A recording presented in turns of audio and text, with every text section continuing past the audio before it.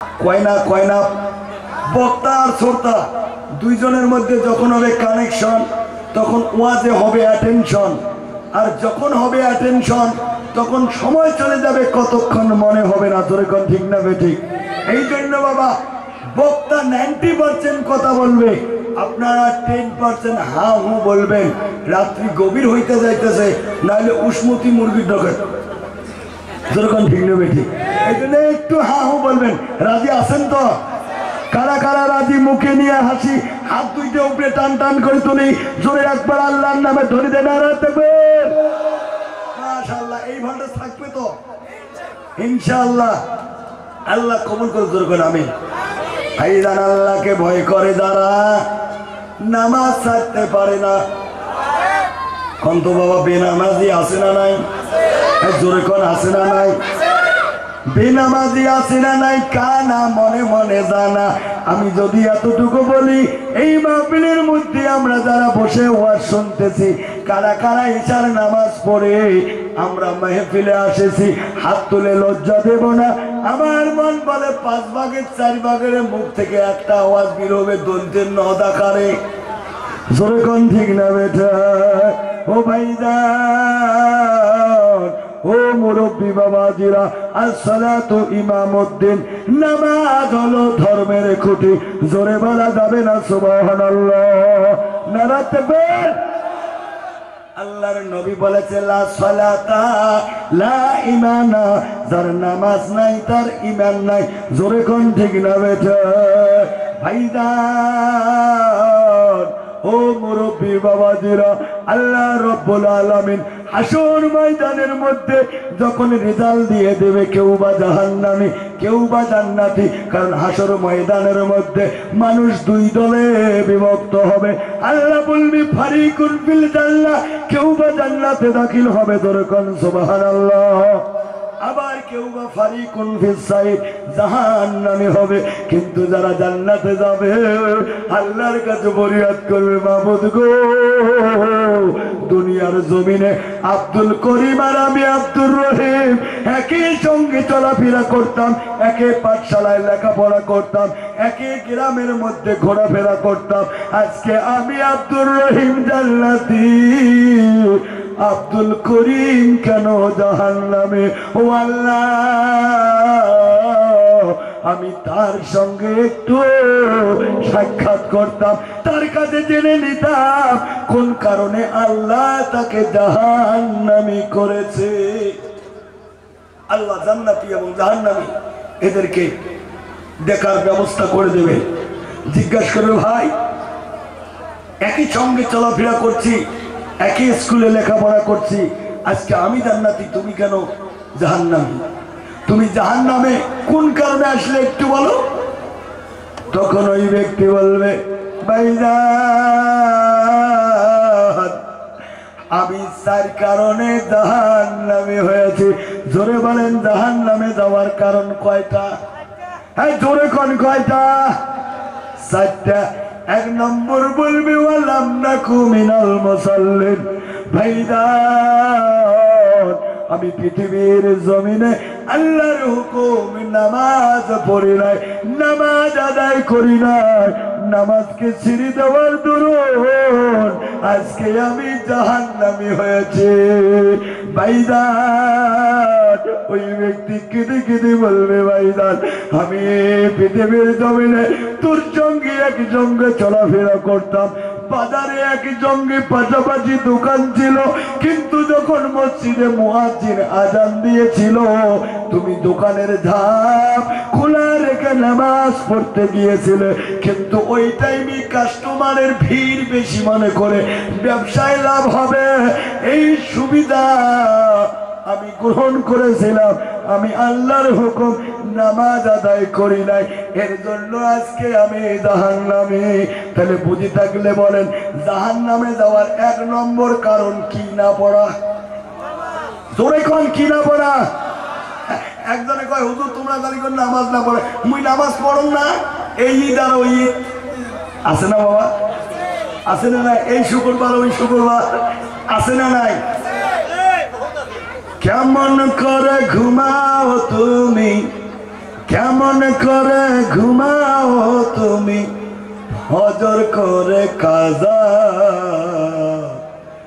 এমন তো হতে পারে জোহরে জানাজা তোমার, জোহরে জানাজা। যেরকম ঠিক না বেটি?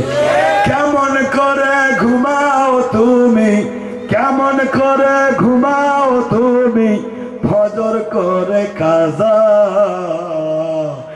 এমন তো হতে পারে জোহরে জানাজা তোমার, জোহরে জানাজা। হয় না মুসলিম জন্ম নিলে মুসলমানের ঘরে, কাফির মুমিন তফাৎটা হয় নামাজের উপরে। যেরকম ঠিক না বেটি? বাইনাল কুফরি বাইনাল আবদি ওয়াল কুফরি তারাকাস সালাত।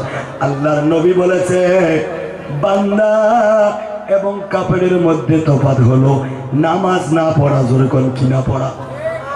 হয় না মুসলিম জন্ম নিলে মুসলমানের ঘরে, কাফির মুমিন তফাৎটা হয় নামাজের উপরে। এই জীবনে নামাজ যেন, এই জীবনে নামাজ যেন হয় না তোমার কাজা, এমন তো হতে পারে জোহরে জানাজা তোমার, জোহরে জানাজা। বেনামাজির লাশ কবরে রাখবি যখন, মাটির চাপে ফাজরের হাত ভাঙবি তখন। বেনামাজির লাশ কবরে রাখবি যখন, মাটির চাপে ফাজরের হাত ভাঙবি তখন। বিষাক্ত ওই সাপের সবল, কিসের সবল? যেরকম কিসের সবল? বিষাক্ত ওই সাপের সবল বেনামাজির সাজা, এমন তো হতে পারে জোহরে জানাজা তোমার, জোহরে জানাজা।